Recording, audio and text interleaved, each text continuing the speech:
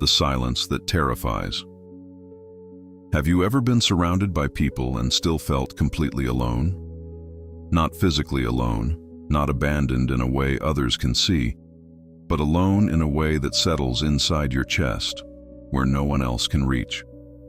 A kind of loneliness that does not need empty rooms, because it follows you even in crowded places, even in conversations, even in moments that should feel normal.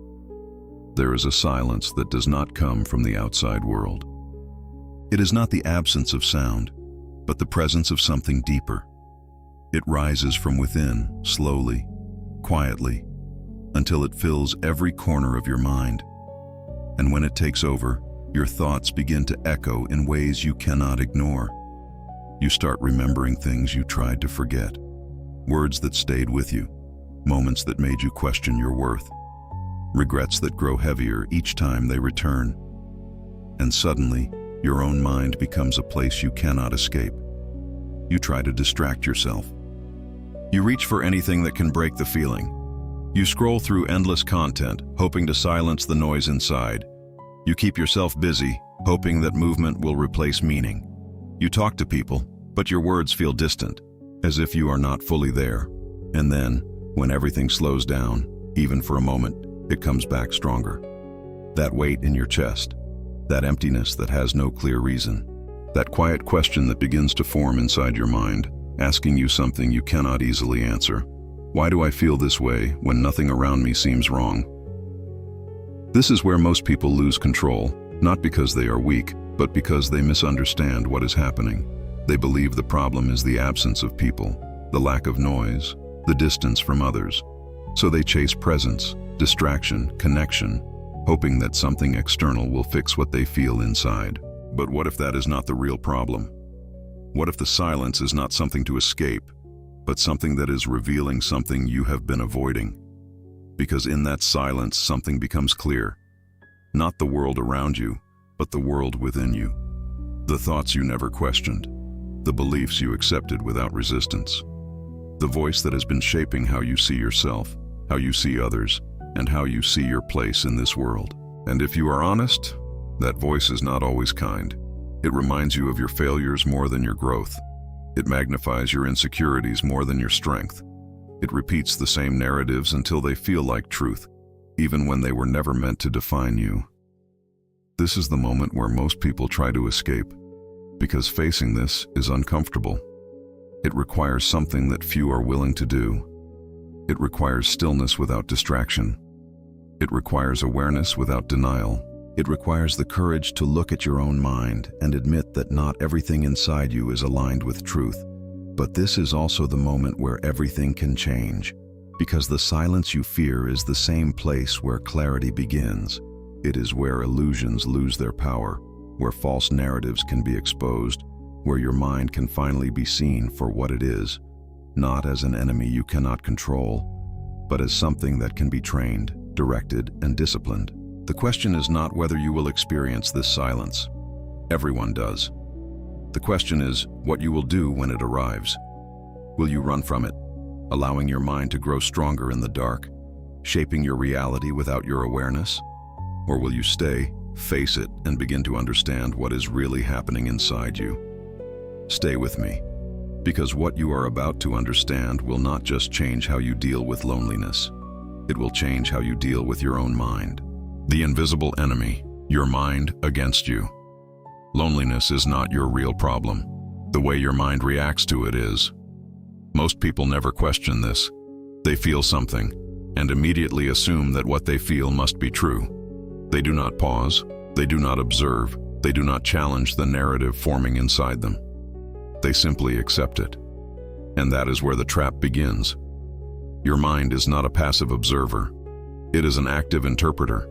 It takes what happens and assigns meaning to it. And if you have never trained it, it will not choose truth. It will choose what is familiar, what is repeated, what is emotionally charged. This is why a moment of silence can turn into a storm of thoughts. Not because silence is dangerous, but because your mind fills it without permission. It starts connecting memories, emotions, insecurities, and it builds a story so convincing that you stop questioning it. You begin to believe that you are forgotten, that you are disconnected, that you are not enough. And the more you repeat these thoughts, the more real they become, not because they are true, but because your mind has rehearsed them enough times to accept them as reality. Marcus Aurelius warned about this in Meditations Book 2, paragraph 1, when he wrote that, "Your life is what your thoughts make it." He was not speaking about external circumstances, but about the internal process that shapes how you perceive everything. If your thoughts are undisciplined, your life will reflect that disorder. Modern psychology reaches the same conclusion. The brain does not distinguish well between what is repeated and what is real. Neural pathways are strengthened through repetition. The thoughts you revisit become the thoughts that define you. What starts as a passing idea becomes a pattern, and what becomes a pattern eventually becomes identity. You stop saying that you feel alone.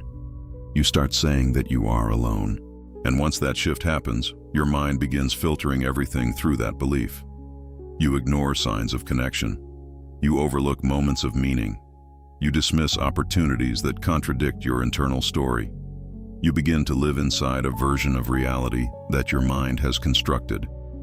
This is why your greatest battle is not against loneliness itself. It is against the interpretation your mind creates in response to it. Because if your mind is not under control, it will not protect you. It will not guide you toward clarity. It will not offer you truth. It will default to fear, to doubt, to repetition of old patterns that were never questioned. And here is what makes it dangerous. Your mind does not announce when it is lying to you. It does not tell you that it is distorting reality.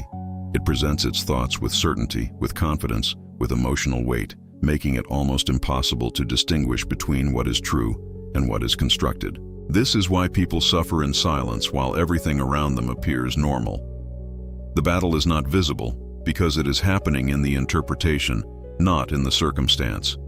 Epictetus taught this principle clearly when he said that people are disturbed not by things, but by the views they take of them. That means your suffering is not always rooted in what is happening, but in how your mind is framing it. And if you do not learn to question that frame, you will live inside it. This is the invisible enemy. Not the world, not the silence, not the absence of people. It is the untrained mind that reacts without awareness, that repeats without reflection, that convinces without evidence. And if you do not confront it, it will shape your identity, your decisions, and your future without your permission. But this does not stop here, because once your mind creates this internal narrative, it does not stay contained. It begins to influence your behavior, your emotions, and the way you interact with the world, creating a cycle that becomes harder to break with time. The cycle of loneliness, the mental trap.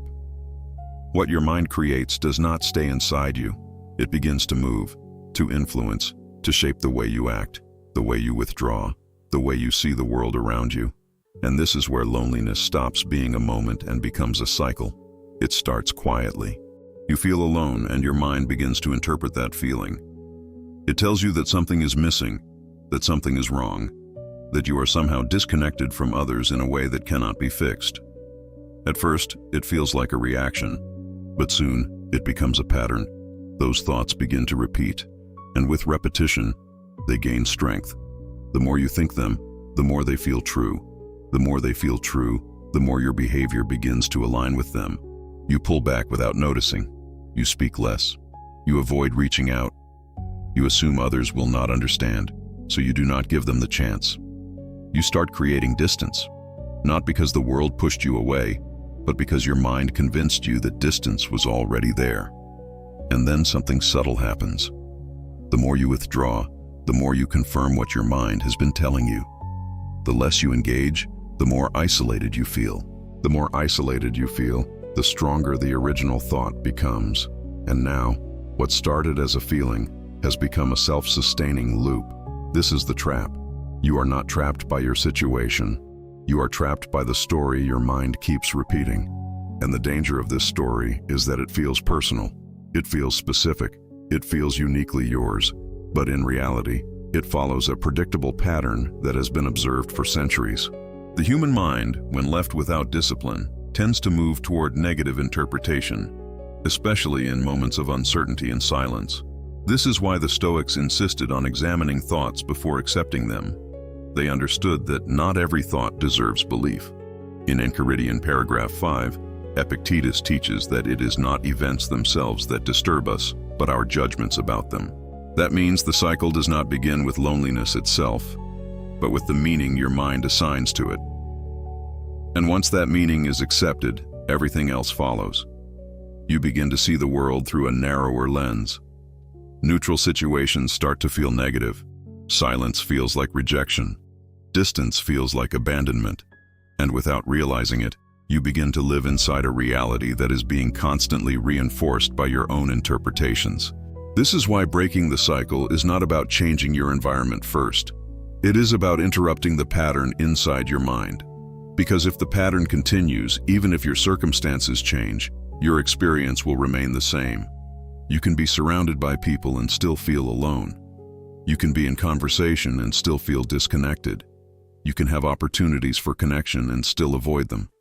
The cycle does not need external conditions to survive. It feeds on repetition, and the longer it continues, the more natural it feels. The more natural it feels, the less you question it. And the less you question it, the deeper you fall into it. But there is a moment, a very specific moment, where this cycle can be broken. It does not happen when your environment changes. It does not happen when someone else reaches out. It happens when you begin to question the authority of your own thoughts. That moment is where control begins, and it leads to something most people misunderstand completely. The turning point. Faith is not a feeling. There comes a moment when you realize that your feelings are no longer reliable guides, not because they are meaningless, but because they are unstable. They rise and fall, they intensify and disappear. And if you build your decisions on them, your life will follow the same instability. This is where most people hesitate. They wait to feel better before they act. They wait to feel strong before they take control. They wait to feel connected before they believe they are not alone. And in that waiting, nothing changes. Because feelings, when left alone, do not correct themselves. They repeat what has already been established. This is why faith is often misunderstood.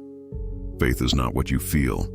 It is what you choose when you feel nothing that supports your choice. This is the turning point. Because the moment you understand this, you stop negotiating with your emotions and start leading your mind with intention. You stop asking how you feel before deciding what is true. You begin to separate sensation from conviction. Billy Graham taught this principle with clarity when he spoke about faith as a decision rooted in trust, not in emotional evidence. He emphasized that your feelings will change, but truth does not follow your emotions. Truth remains, whether you feel it or not. And this is where strength begins to form. Because when you feel alone, everything inside you will try to confirm that feeling. Your mind will bring evidence. Your emotions will amplify it. Your body will react to it. And if you rely only on what you feel, you will accept that version of reality without resistance. But faith interrupts that process. Faith allows you to stand in a moment of emotional emptiness and still choose a different interpretation. It allows you to say that your current state does not define your identity. It allows you to reject the immediate narrative and hold on to something deeper, something more stable than your temporary perception. This is not denial. This is discipline. The discipline to recognize that your mind and your emotions are not always aligned with truth. The discipline to choose a direction even when your internal state is pulling you in the opposite direction. Scripture reinforces this principle when it teaches that we walk by faith, not by sight, in 2 Corinthians chapter 5, verse 7. This does not refer only to physical sight, but to perception itself. It is a call to not be governed by what is immediately visible or felt, but by what is established beyond fluctuation. And when applied to your mind, this changes everything. Because now, when the feeling of loneliness arises, you do not automatically accept it as truth. You recognize it as a signal, not a conclusion. You understand that what you feel is real, but what it means is still under your control. This is where authority begins. You begin to decide what thoughts deserve your attention. You begin to question what your mind presents to you. You begin to replace passive acceptance with active direction. And slowly, something shifts. Your emotions no longer lead you blindly. Your thoughts no longer define you without resistance. You begin to stand in a place where you can observe what is happening inside you without being controlled by it. This is not immediate. It requires repetition. It requires awareness. It requires commitment. But once it begins, it creates a new pattern, one where your mind is no longer the master, but the instrument. And this is only possible because you stopped waiting to feel ready and chose to act on something deeper. But choosing differently is only the beginning. Because once you decide to take control, you need to know how to train your mind in a way that sustains that control. Internal dominion. Train your mind.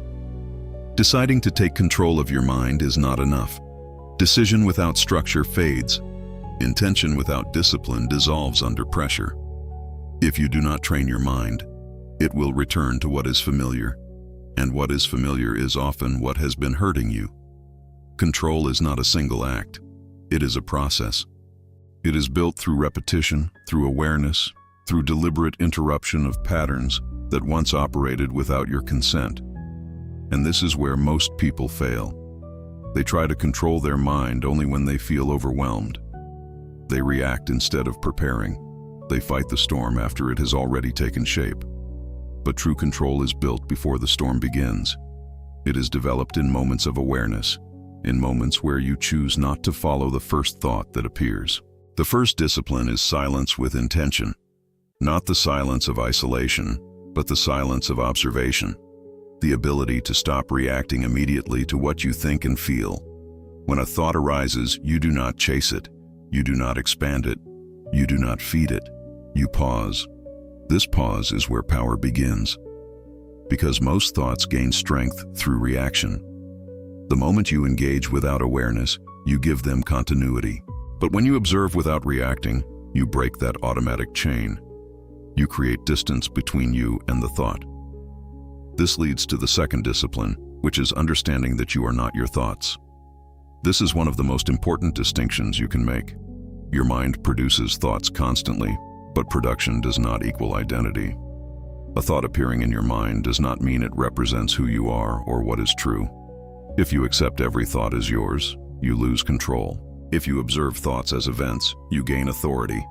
Marcus Aurelius reinforced this in Meditations Book 5, paragraph 16, when he emphasized that the mind can choose how to respond to what appears within it. That choice is what defines your inner life, not the initial thought itself. When you begin to see thoughts this way, something changes. You stop being pulled by every internal movement. You stop reacting to every narrative. You begin to filter, to evaluate, to decide. And this opens the door to the third discipline, which is conscious replacement. You cannot remove a thought without replacing it. The mind does not remain empty.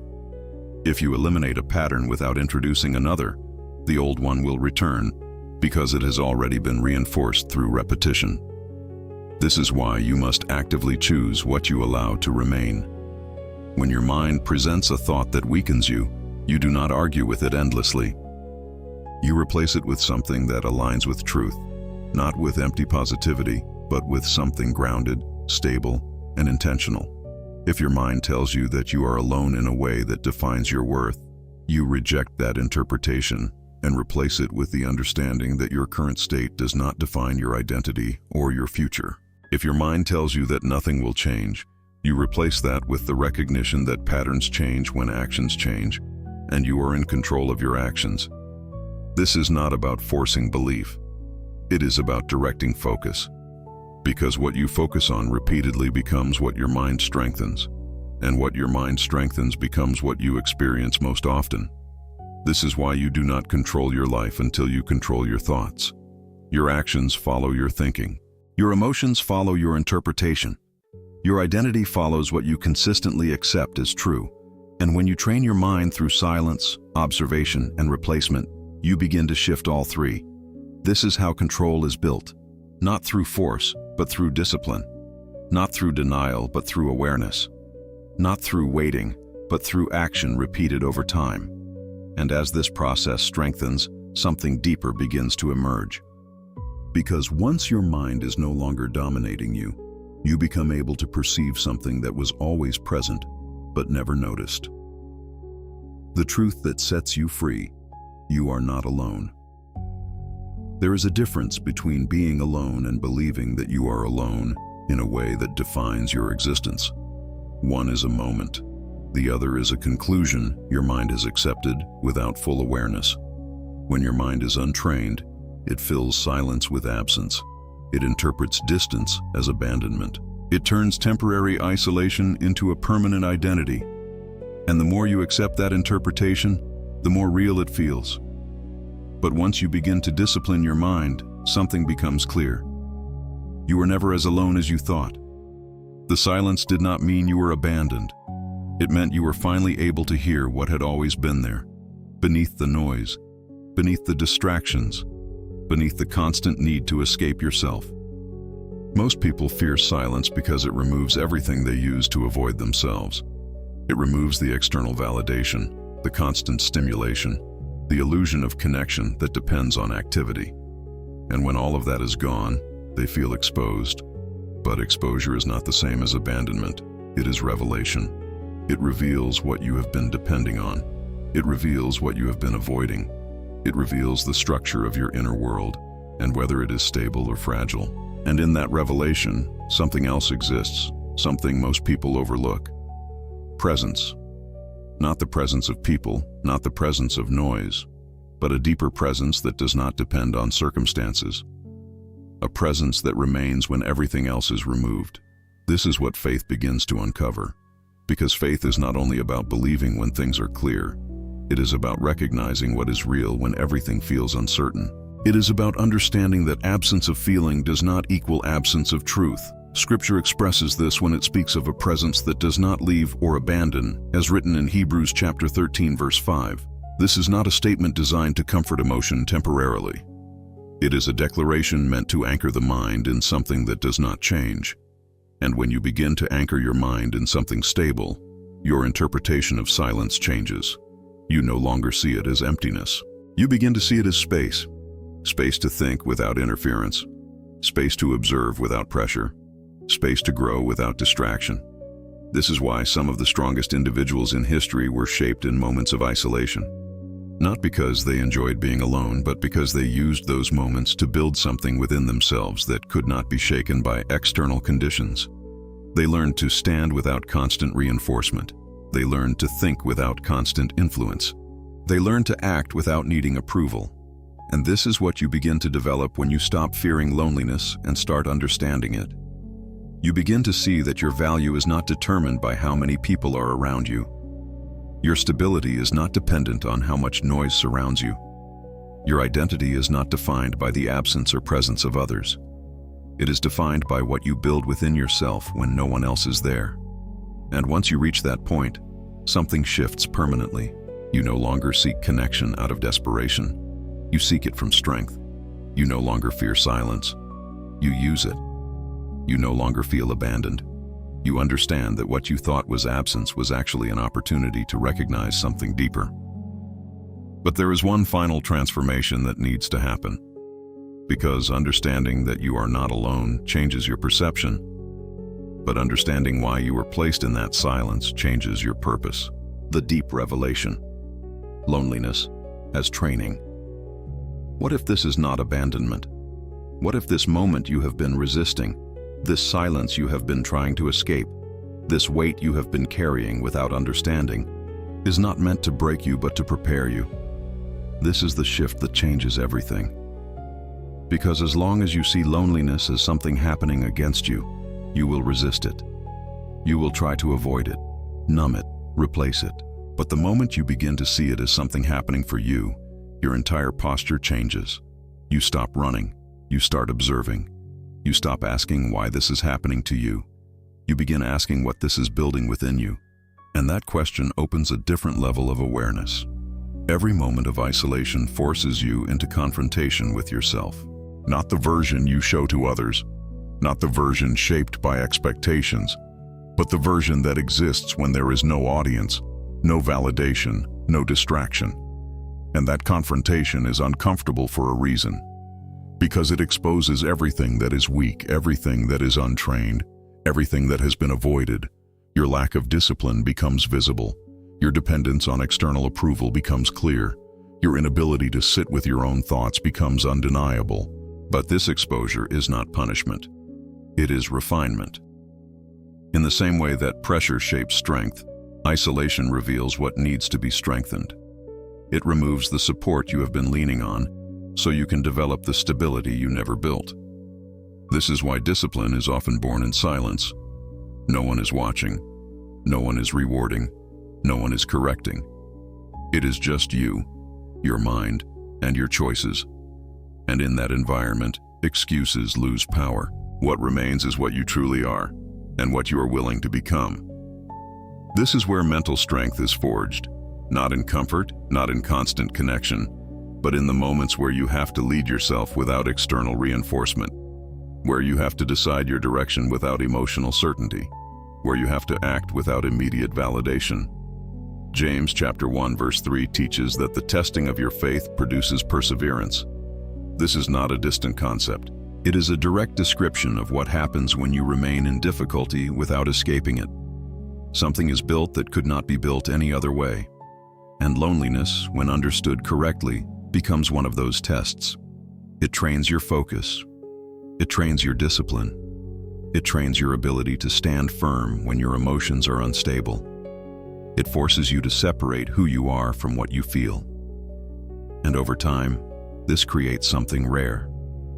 Self-command. The ability to guide your own mind.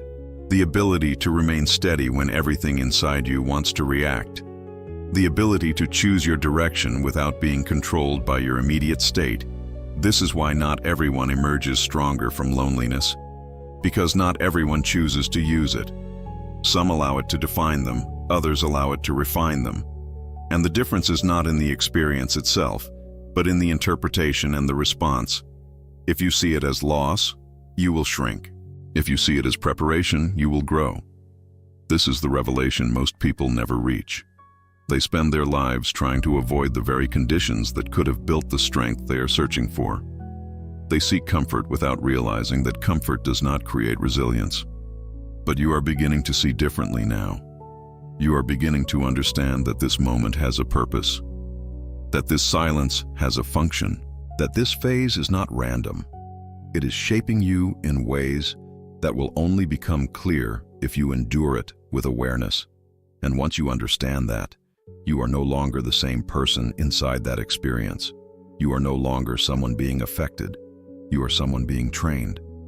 And that realization leads to a decision that cannot be postponed. The internal call: choose who you become. At some point, understanding is no longer enough. You can see the pattern. You can recognize the thoughts. You can even accept that this moment has purpose. But none of that changes who you become unless you make a decision. And that decision cannot be delayed. Because every moment you remain passive, your mind continues to shape you without direction.